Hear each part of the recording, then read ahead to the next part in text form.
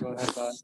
Coach Dan Savage, OrlandoMagic.com. For a group that was a little bit thin to begin with, to lose, two guys kind of leading up to the game, just how difficult did it make it? Well, we talk about the next man up. Those guys that came in and played hard, they played together. 25 assists, I believe, 25 assists on 34 made baskets. Those guys are trying to share the ball, trying to do the right thing. And again, we talk about next man up, and I my hat's off to those guys that came in and played hard, for the duration of their minutes. Philip Rossman, Orlando Magic Daily. Obviously, Atlanta's a tough challenge defensively with Trae Young, and they're good offense anyway. But what are you seeing defensively that needs to be corrected to kind of get things started? It feels like sometimes the ball pressure's a little bit off, or not maybe where you guys want it.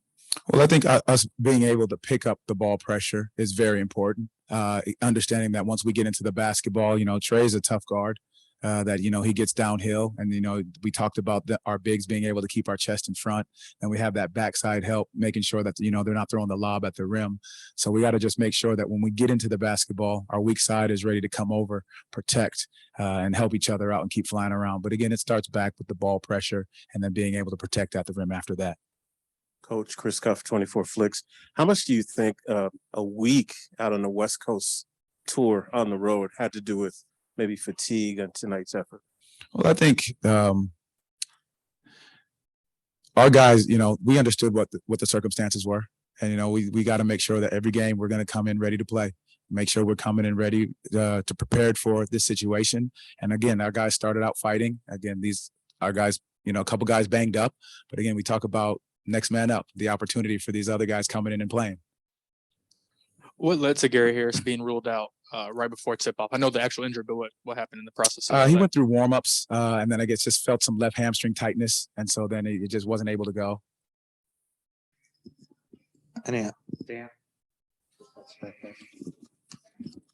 Coach, the energy you're able to get from Mo Wagner from start to finish, I know you have a lot of guys on the team that play hard, but just his consistent energy. What do you see from him? Mo Wagner is tremendous, and that's what he brings every single night, every single day to practice, every single game. He's bringing the energy no matter what. He's lifting guys up. His spirit is fantastic, and when he comes out there, makes hustle plays, makes big shots, just keeping the energy of our guys up, which is fantastic for us out there.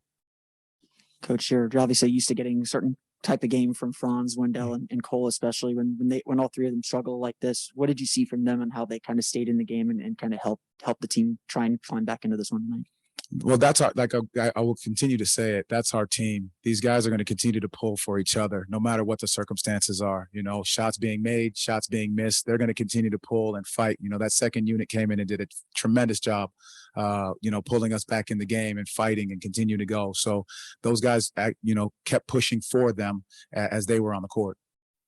Can you talk a little bit about Chuma? He's not someone that gets a lot of regular minutes, and now he's asked to pretty much go full time. Do you think it was the lack of minutes or just needing more reps to have him play at a higher level? The one thing that Chuma's done is he's continued to stay ready, no matter how many minutes he's playing. And that's our coaches do a great job with him. He continues to work. He continues to stay after it every day, staying after practice, being early into practice. And so it's just, it's a credit to him just for continuing to wanting to work. And then when he gets those longer minutes, he's prepared to play. All right. Thank you, Coach Mosley. Thank you, guys. Okay, we'll have Mo, Dan Savage, OrlandoMagic.com. I know you guys were a little bit thin tonight, but what did you see as some of the issues against Atlanta? In the first half, what stuck out to me was transition points. I think we actually did a pretty good job. We've been talking about executing the game plan and staying disciplined on what we're trying to do, and I think we're getting better at that. Obviously, requires a lot of discipline, and we got to improve on that. But that's an emphasis. And then giving up transition points is just something against any team that's really hard to guard, So you got to find a way to stay out of transition and pick up the ball better. And but I'm very proud of our resiliency and our ability and willingness to keep going and keep pushing. All right, so Phil Rossman, Orlando Magic Daily. Defensively, even in the half court, what are you seeing as one of the main issues with the team defensively? It seemed like Atlanta was able to kind of get in the paint and force rotations and break you guys down. Yeah, without getting into the game plan too much. I mean, you do it for a reason, right? You don't want anyone else to know what you're doing. But I will say that they have a lot of shooters, and we kind of try to keep it in the paint. Especially Trae Young, he's a really good player, draws a lot of attention, and I think it made it a little easy for him to, with such a high usage rates, to give him too many options. Whether that is once he's in the paint, you got to take some away. So whether he lays it up or passing it out, you got to take one away. And I think we got to improve on that and got to be a little more disciplined. He had a field day. So, yeah. Mo, Kobe Price from the Orlando Sentinel. Both RJ and Coach Mosley mentioned the rotations as an issue defensively for you guys, I guess, especially on the weak side. What's not working there? RJ mentioned the communication, but in your eyes, what's not working? I mean, it's not that hard. You just hit it right on the nail there, right? Like, you got to talk, and then you can only do so many things in basketball. There are only 5 players out there, so somebody just go get the ball, somebody go get the rim, and you box out. So it is a big part is communication and probably experience as well. Yeah, really not much more to say to that.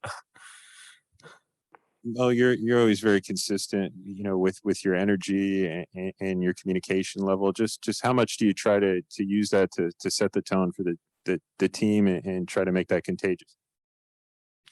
Well, my thing this year was going into this year, like I don't care about any of that. Like I don't care about myself. I just want every time I want people to know that I'm there for them.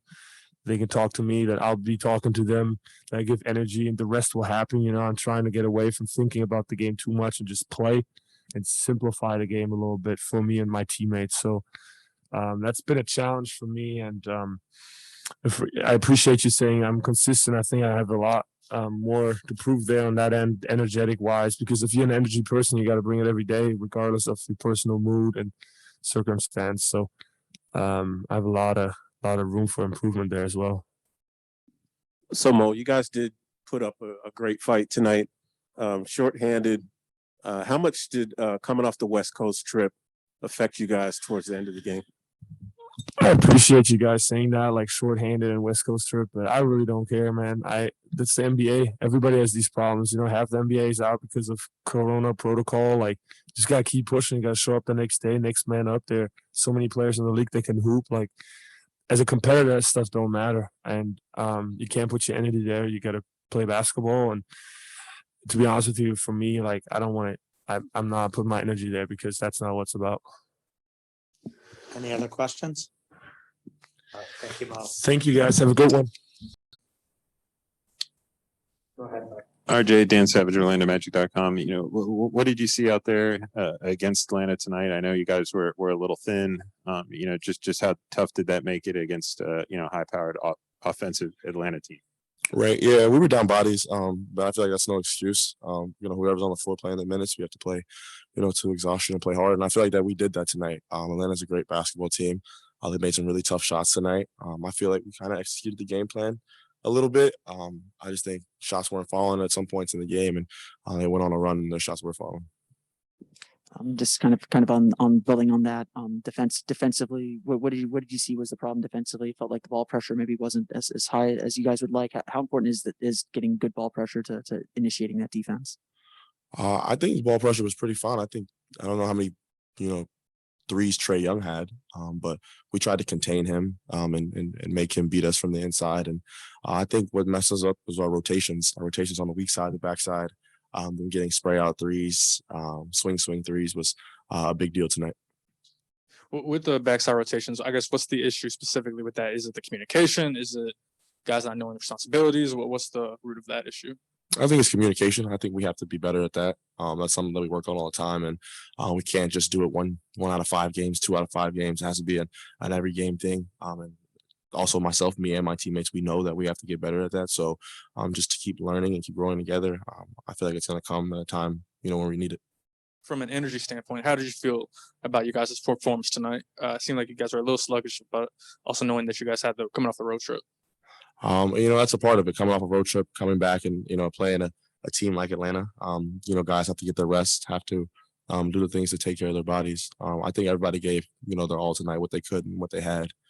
So I'm proud of our effort tonight. RJ, you've played alongside Mo Wagner for a little while now.